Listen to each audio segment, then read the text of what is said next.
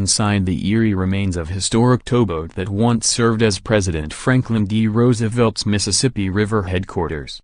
Spooky shots reveal the derelict condition of the historic towboat that once served as President Franklin D. Roosevelt's Mississippi River headquarters during the Second World War.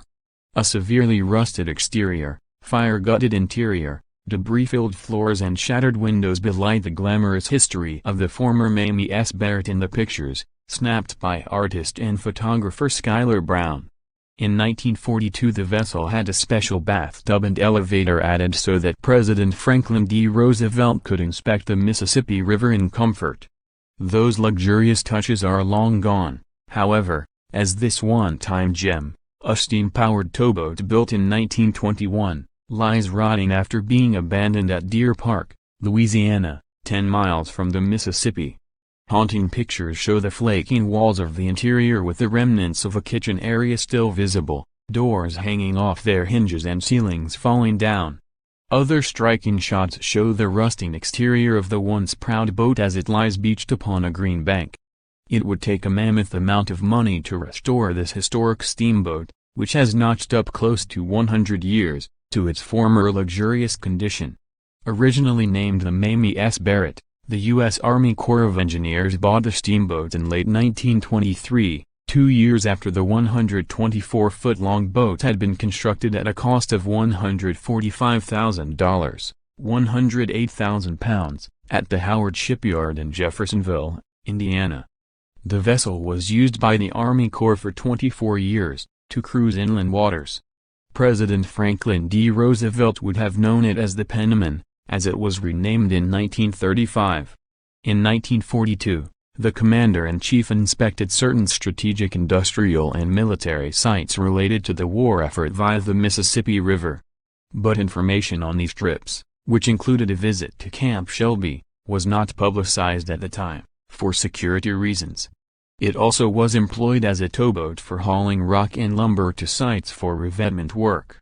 In 1945 the Barrett carried a group of important officials and dignitaries on an inspection tour of the Mississippi River between Minneapolis and Cairo. And before it was dumped on the shore and left to decay over 30 years ago, the vessel underwent various conversions. The Barrett has been a floating clubhouse, restaurant and, during the 1980s, a showboat with a 120-seat theater on the main deck. The boat, which was placed on the National Register of Historic Places in 1983, was bought to be used as a casino boat 3 decades ago. But that never eventuated, reports steamboats.org. In the 1990s, having survived 2 floods, the boat was donated to the town of Roosevelt, but it had no use for the vessel. Plans to restore it have failed to materialize, and last year, when the Mississippi River rose to the area it had been left to rot, the Mamie S. Barrett caught fire and was mostly destroyed. Documenting changes since that fire in a haunting series of photos, artist and photographer Schuyler Brown, of Sacramento, California, said he was drawn to the vessel after hearing rumors of a large abandoned steamboat somewhere along the Mississippi River. "I've been documenting abandoned locations around the world for several years now," he added.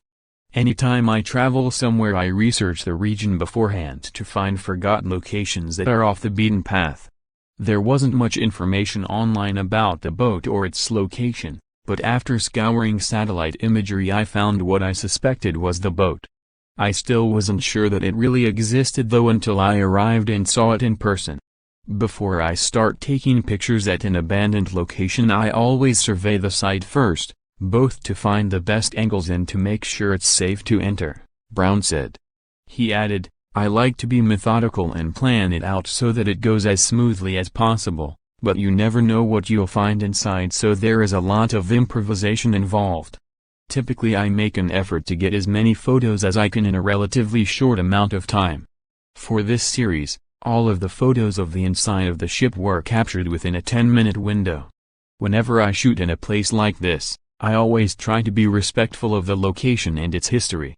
I refrain from breaking anything, making a lot of noise, or doing anything that will further speed up the structure's decay.